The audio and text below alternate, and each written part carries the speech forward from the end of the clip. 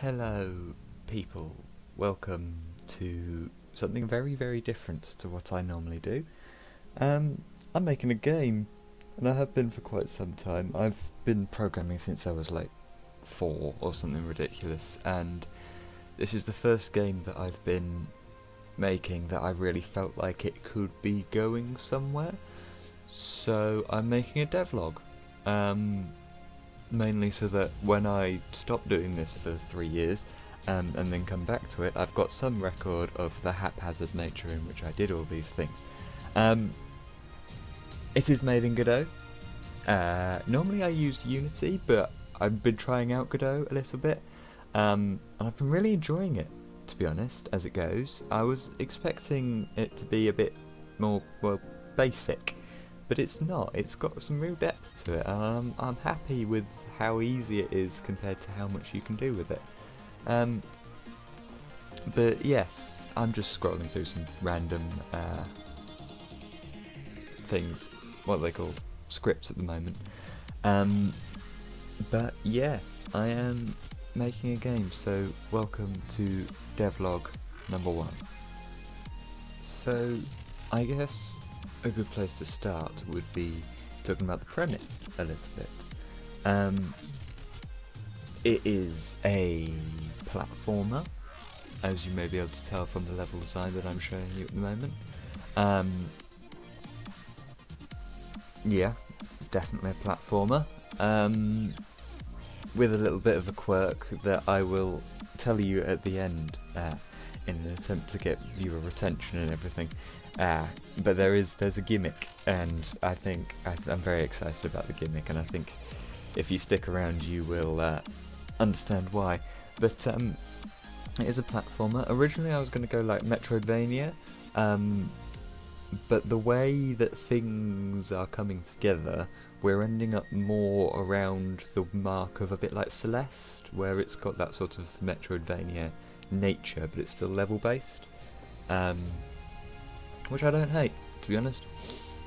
Yeah. So, I mean, to be fair, I didn't really enjoy Celeste, but, you know, we roll with it. But yeah, it is, broadly speaking, a platformer. You can see quite a large and challenging platform section even. This that I'm showing you now is only the first 3 levels, which is all I've got currently. Yeah, but it is definitely a game, and I am very, very happy with it. And I'll get into showing you a little bit of gameplay in a second. I'm editing and voiceovering as I go, so yeah. And then once we're showing some gameplay, I can talk a little bit about the sort of things that are going to be happening. Yes. So yeah, hello, welcome to some gameplay footage. We got camera shake and everything, it's great. A little bit of music that I have turned down in post so that you guys can hear me talking, because that's exactly what you all want to be hearing, is me yapping. Anyway, the basic idea is you run around and you collect these little copper can things that you can see. I may yet retexture them, I don't know. You collect things, and then upon receiving 4 of these things, or however many is required, the door to the next area unlocks, and then you can go through. So you've got to make it to the door first, which may be a challenge depending on what's going on. But every ability that you find is a pickup. So that you just saw me pick up was the crouch ability, for example. There are enemies, there is no combat system, mainly because I had a bit of an argument with the combat system and couldn't make it work, and you know what, I don't hate it, so we roll with it. But yeah, you run around, you collect these copper cans, and make your way to the exit. That's the basic premise. Yeah, there were other things that I wanted to say. What were they?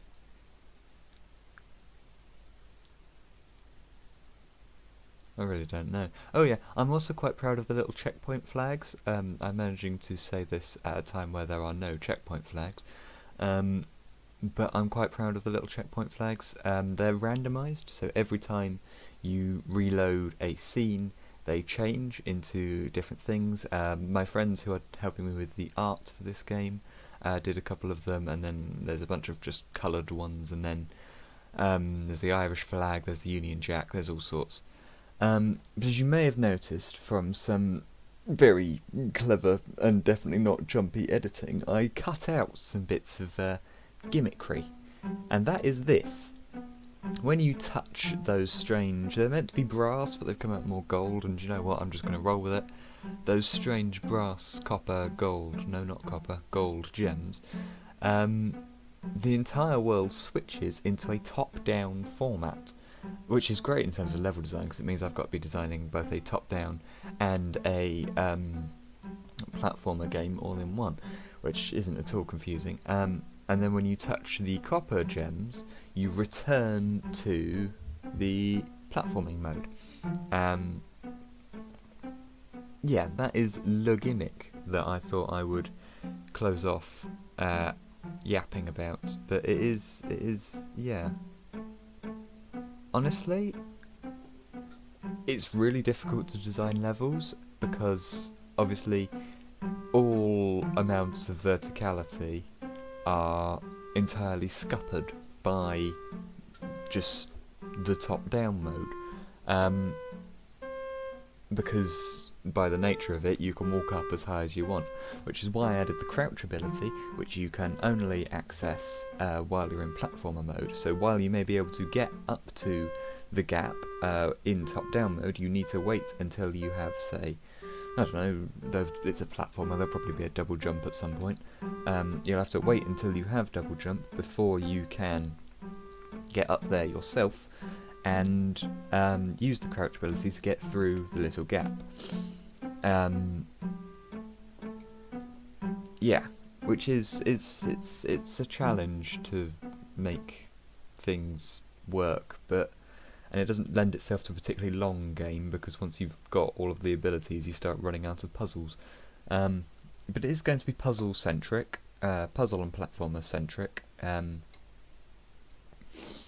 But obviously a lot of the platforming, again, is entirely invalidated by the top-down mode. It's a real challenge, but it's a good fun challenge, and I hope that you have had good fun listening to me yap about this new game that I'm making. Doesn't really have a name yet. The working title is Philip, because it's a play on words between flip, and you're flipping between top-down and platformer functions. But I'm not entirely sure a game called Philip would work, so if you have any naming suggestions, stick them in the comments. And other than that, leave a like and a subscribe and all of those things that the algorithms likes. And, oh, hang on, no, don't do that yet, because I forgot to talk about the music. I made music, it's really rubbish, but I did make music, and I'm waiting on, you may have noticed the third section there didn't have any music.